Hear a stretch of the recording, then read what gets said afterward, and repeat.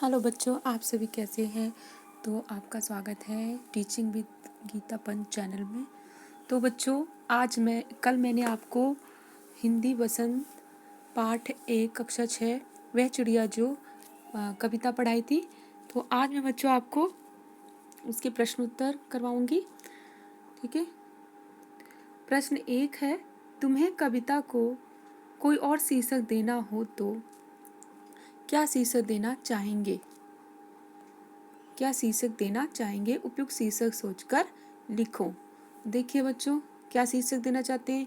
देखिए, आपने कल कविता पढ़ी और उसको समझा। तो देखिए, मैं इस कविता को नीले पंखों वाली चिड़िया यानी नीले पंखों वाली चिड़िया, गर्वीली चिड़िया भी कह सकती हूँ शीर्षक दूँ। इसके अन्य शीर्षक नन्ही चिड़िया या सुंदर चिड़िया भी हो सकता है, लेकिन गर्वीली चिड़िया भी, और भी आप कुछ भी बना सकते हैं।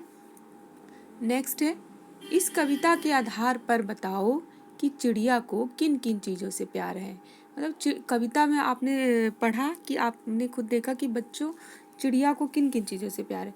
चिड़िया को खेतों में लगी जौ बाजरे की फलियों से, जंगल से, और जिस नदी से वह ठंडा और मीठे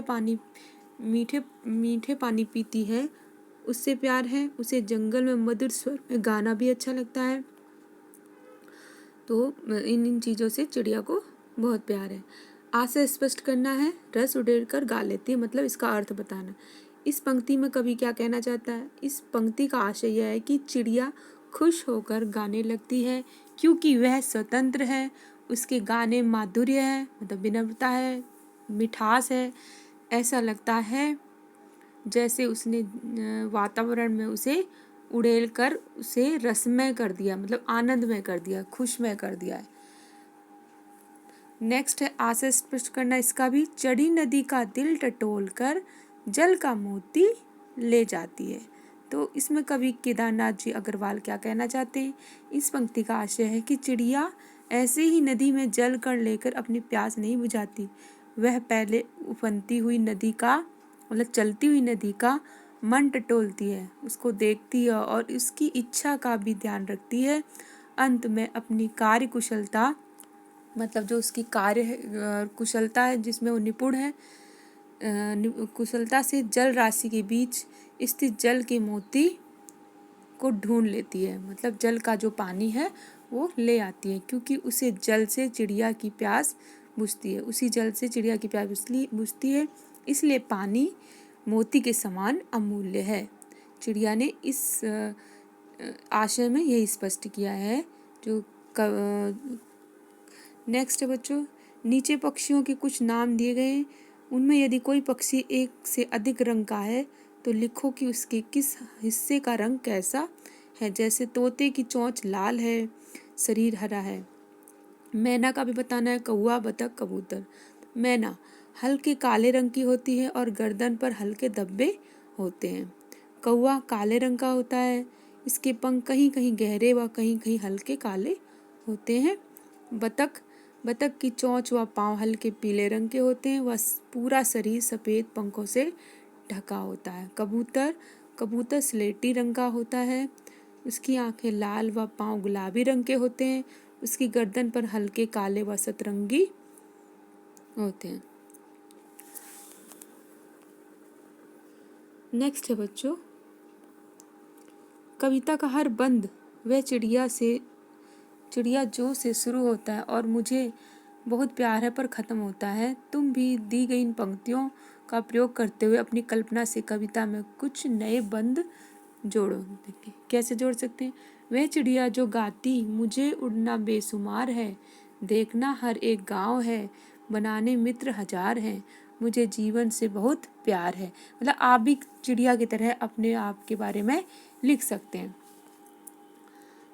भाषा की बात देखिए, पंखों वाली चिड़िया, ऊपर वाली दराज, नीले पंखों वाली चिड़िया, सबसे ऊपर वाली दराज। मतलब इनमें क्या है बच्चों, रेखांकित किए हुए हैं। इन वाक्यों में रेखांकित किए, यहाँ रेखांकित सब विशेषण का काम कर रहे हैं। अगले पृष्ठ पर वाला वाली जोड़कर बनने वाली कुछ और विशेषण दिए गए हैं। ऊपर दिए उदाहरणों की तरह इनके आगे एक एक विशेषण और जोड़ो। ठीक है। तो देखिए, मोरों वाला बाग, तो आप क्या बोलेंगे, विशेषण आपको लगाना है सुंदर। क्या लगाएंगे, सुंदर मोरों वाला बाग। तो यहाँ आप लिखेंगे, एक सेकंड बच्चों,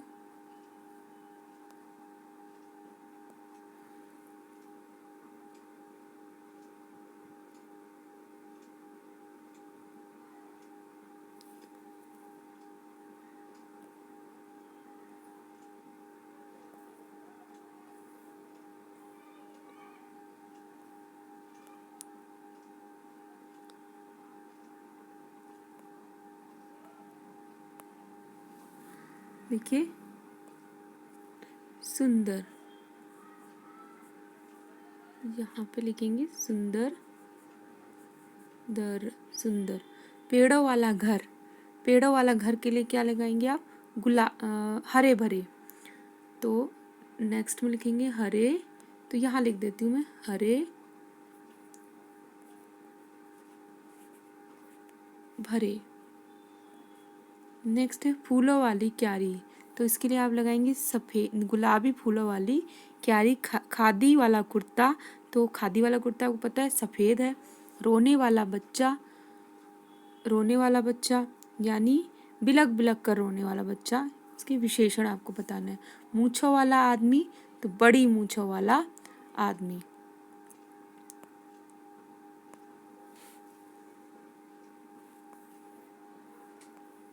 नेक्स्ट देखिए, कविता की इन पंक्तियों में मोटे छापे वाले शब्दों को ध्यान से पढ़ो। पहले वाक्य में रुचि से खाने के ढंग की और दूसरे वाक्य में रस उड़ेलकर गाने के ढंग की विशेषता बता रहे हैं, अतः ये दोनों क्रिया विशेषण हैं। नीचे दिए वाक्यों में कार्य के ढंग या रीति से संबंधित क्रिया विशेषण छांटो। सोनाली जल्दी जल्दी मुंह में लड्डू ठूसने लगी। मतलब क्या बोला है कि क्रिया विशेषण छांटना, तो मतलब लड्डू तो खा रही है लेकिन क्या करिए, जल्दी जल्दी खा रही है, तो यानी यहाँ पर क्रिया विशेषण है। नेक्स्ट है गेंद लुढ़कती हुई झाड़ियों में चली गई, तो क्या हुआ, नेक्स्ट में है लुढ़कती हुई, जो क्रिया विशेषण है लुढ़कती हुई। भूकंप के बाद जनजीवन धीरे धीरे समान होने लगा,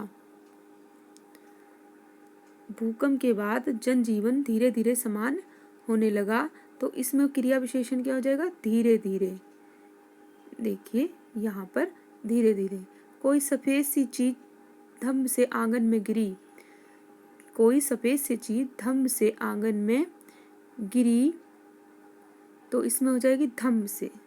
देखिए बच्चों, धम से।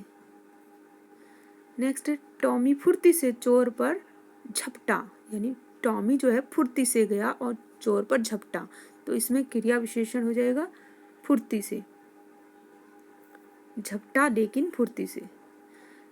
तेजीदार सहमकर कोने में बैठ गया, जो तेजिंदर था वो सहमकर क्या हुआ, कोने में बैठ गया, तो इसमें सहमकर क्रिया विशेषण है।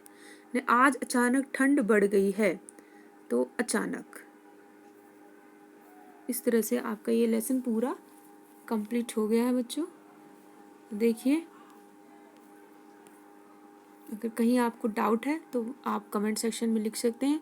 मेरी वीडियो अच्छी लगी लाइक सब्सक्राइब अपने दोस्तों के साथ जरूर शेयर करें।